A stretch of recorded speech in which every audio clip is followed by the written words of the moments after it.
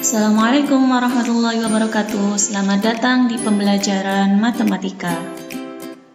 Nah, pada hari ini kita akan belajar matematika kelas 8, yaitu pada bab 6 mengenai teorema Pythagoras part yang pertama. Kita akan membahas tentang mengenal teorema Pythagoras dan triple Pythagoras. Sebelum belajar, alangkah baiknya kita berdoa terlebih dahulu. Berdoa menurut agama dan kepercayaan masing-masing. Berdoa dimulai. Berdoa selesai. Jangan lupa anak-anak disiapkan alat tulisnya ya. Tetap di channel Sinau Bareng. Jangan lupa subscribe and share. Kompetensi dasar pada hari ini, kita akan mempelajari 3.6 yaitu menjelaskan dan membuktikan teorema Pythagoras dan triple Pythagoras.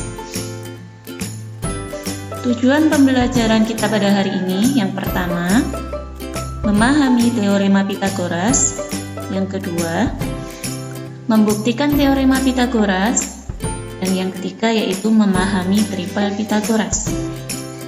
Adapun kata kunci pada bab yang ke-6 atau bab teorema Pythagoras ini, yang pertama adalah segitiga siku-siku. Yang kedua ada hipotenusa dan yang ketiga ada triple Pythagoras. Langsung saja kita belajar bersama pada hari ini. Teorema Pythagoras pasti sangat asing di pikiran kalian. Apa sih teorema Pythagoras itu? Nah, kita akan membuktikan bagaimana teorema Pythagoras itu ada. Di sini Ibu punya persegi yang berwarna hijau dan ada segitiga yang berwarna biru.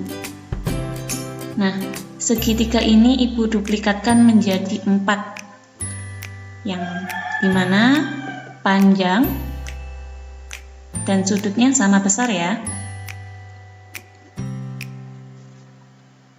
Nah, keempat segitiga ini akan kita susun ke persegi yang berwarna hijau.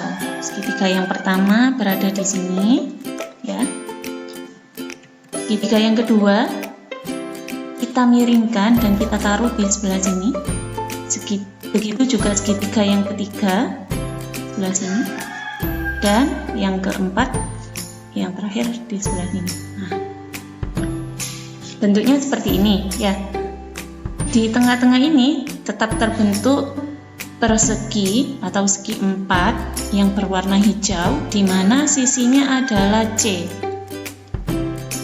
Sebuah persegi ya, luasnya adalah sisi kali sisi, di mana sisinya di sini C, maka luasnya adalah C pangkat 2. Nah, selain itu, di sini Ibu juga punya segitiga yang berwarna kuning. Sama seperti tadi, ada 4 segitiga yang berwarna biru. Dan keempat segitiga ini akan Ibu susun di persegi yang berwarna kuning ini dengan cara yang berbeda. Segitiga yang pertama sampai segitiga yang keempat. Ya. Nah, di sini ada 2 persegi yang berwarna kuning, di mana persegi yang pertama di sini mempunyai luas A pangkat 2 karena sisinya adalah A, dan persegi yang kedua adalah B pangkat 2. Nah, di sini bisa kita simpulkan bahwa luas dari persegi yang berwarna hijau itu sama dengan luas persegi yang berwarna kuning yang pertama ditambah luas persegi berwarna kuning yang kedua. Atau bisa kita ilustrasikan seperti ini. Nah, di sini di tengah-tengahnya ada segitiga ABC, ada segitiga siku-siku. Ingat, kata kunci dari teorema Pythagoras adalah segitiga siku-siku. Siku-sikunya di sini. Nah, jadi Di sini kita tadi sudah membahas bahwa luas dari persegi yang berwarna kuning jika dijumlah itu sama dengan luas persegi yang berwarna hijau. Nah, itulah yang disebut dengan teorema Pythagoras. Nah, sekarang, jadi apa itu teorema Pythagoras? Kita akan bahas bersama. Teorema Pythagoras. Teorema Pythagoras adalah kuadrat sisi miring segitiga siku-siku sama dengan jumlah kuadrat dari sisi lainnya. Coba diperhatikan, di sini ada sebuah segitiga dengan sisi A, B, dan C, ya. Kuadrat sisi miring segitiga siku-siku. Sisi miring di sini adalah sisi C. Sisi miring seringkali disebut dengan hipotenusa.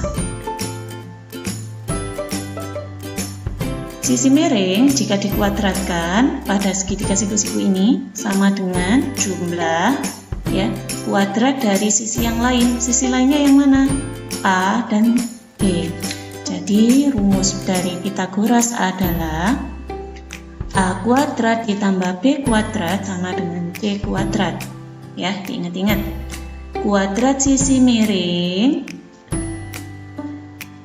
pada segitiga siku-siku sama dengan jumlah kuadrat sisi yang lain. Sisi yang lain dari segitiga ini adalah sisi A dan sisi B. Contoh yang pertama, di sini kita disuruh menentukan panjang hipotenusa segitiga di bawah ini. Ada sebuah segitiga di mana sisinya ada yang panjangnya 5 cm, 12 cm, dan ada yang C. Nah, kita disuruh menentukan hipotenusa, yaitu sisi C.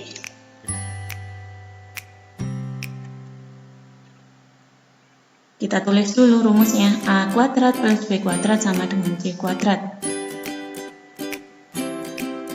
Oke, kita bandingkan dengan segitiga yang sudah kita bahas tadi, bahwa di sini A adalah 12 cm dan B-nya ada 5 cm dan C-nya yang kita cari. Kita substitusikan. A-nya 12, B-nya 5 dan C yang kita cari. Karena ini masih kuadrat, kita hitung terlebih dahulu. 12 kuadrat yaitu 144 ditambah 5 kuadrat ada 25 sama dengan C kuadrat. Nah, bilangan yang bisa dijumlahkan terlebih dahulu. Hasilnya ada 169 sama dengan C pangkat 2 atau C kuadrat. Bagaimana cara menghitungnya? Jika di sebuah ruas ada bilangan berpangkat, maka untuk menghilangkan pangkat tersebut, ruas sebelahnya diubah menjadi akar. Nah, Ibu tulis seperti ini. Nah, bila sudah seperti ini, kita bisa mencari nilai dari C. Berapakah nilai dari C? Yaitu akar dari 169. Ayo, berapa akar dari 169? Ya, benar. Akar dari 169 adalah 13. Maka, hipotenusa dari segitiga tersebut adalah 13 cm. Lanjut, contoh yang kedua. Diketahui segitiga PQR siku-siku DQ jika panjang sisi PQ-nya 8 cm dan PR-nya 17 cm, panjang sisi QR-nya bagaimana? Nah, kalau ada soal seperti ini, kita gambar terlebih dahulu. Kita gambar apa? Segitiga PQR. Oke. Di sini diketahui panjang PQ-nya 8, kita tulis 8 cm. Panjang PR-nya 17 di sisi miring, dan yang ditanya adalah QR. Langkahnya sama seperti contoh yang pertama, kita tulis dulu rumusnya. Nah, kalau tadi ada A kuadrat plus B kuadrat sama dengan C kuadrat, maka di sini ada QR kuadrat ditambah PQ kuadrat sama dengan PR kuadrat. Oke, kita substitusikan ya. QR-nya yang dicari, PQ-nya 8 pangkat 2 dan PR-nya 17. Kita hitung, QR ditambah 8 kuadrat sama dengan 64, 17 kuadrat sama dengan 289. Nah, karena 64 dan 289 ini berbeda ruas ya, dia bertempat di ruas kanan dan ini di tempat ruas kiri, maka kita kelompokkan menjadi seperti ini. 64 di ruas kiri dia bernilai positif. Jika dipindah ke ruas kanan, kanan dari sama dengan, maka dia berubah menjadi negatif. Maka di sini QR pangkat 2 sama dengan 225.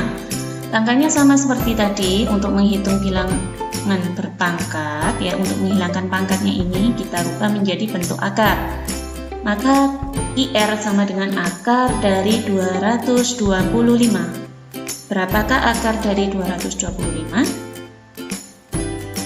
Benar sekali, IR sama dengan 25.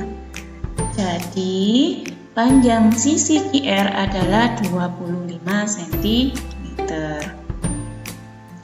Untuk selanjutnya, kita akan membahas triple Pythagoras. Nah, triple Pythagoras ini masih erat kaitannya dengan teorema Pythagoras yang kita pelajari tadi. Apa sih triple Pythagoras itu? Yaitu 3 bilangan asli yang mewakili setiap sisi segitiga siku-siku yang harus memenuhi teorema Pythagoras. Nah, Ibu di sini punya tabel dari triple Pythagoras ya. Coba diamati tabelnya. Ada tipe 1, ada tipe 2, ada tipe 3 dan tipe 4. Nah, kenapa kok dibagi menjadi 4 tipe ini? Karena ya, setiap tipe ini akan berlaku kelipatan. Coba diperhatikan. Tipe yang pertama pada nomor 1 yaitu 3, 4, dan 5. Untuk selanjutnya dari tipe 1 bisa berlaku kelipatan, yaitu contoh ya, yang pertama kelipatan dari 3 di sini ada 6 ya. Benar ya? Kelipatan dari 4 adalah 8, kelipatan 5 adalah 10, dan seterusnya sampai ke bawah. Begitu juga tipe 2 dan tipe 3 serta tipe 4. Sudah bisa dipahami ya? Selanjutnya kita akan bahas contoh dari triple Pythagoras ya.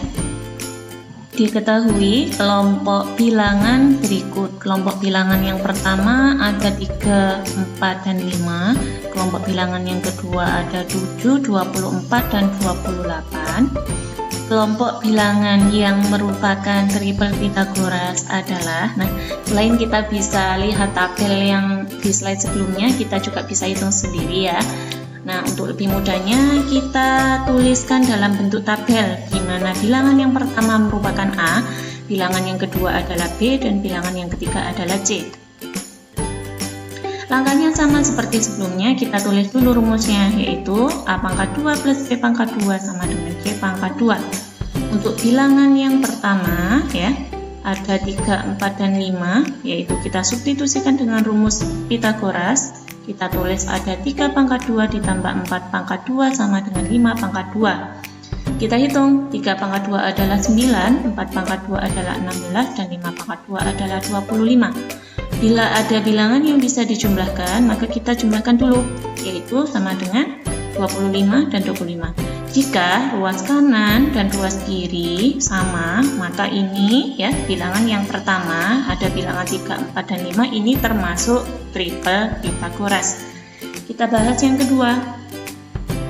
Bilangan yang kedua ada 7, 24, dan 28. Kita substitusikan dengan rumus. Kita tulis di sini 7 pangkat 2 ditambah 24 pangkat 2 sama dengan 28 pangkat 2. 7 pangkat 2 ada 49, dan seterusnya. Kita jumlah sama seperti tadi. Nah, antara ruas kanan dan ruas kiri tidak sama, maka bilangan yang kedua bukan termasuk triple Pythagoras. Kesimpulannya apa? Jadi, kelompok bilangan yang pertama merupakan triple Pythagoras dan kelompok bilangan yang kedua bukan triple Pythagoras. Nah, dari sini paham ya mengenai teorema Pythagoras maupun triple Pythagoras.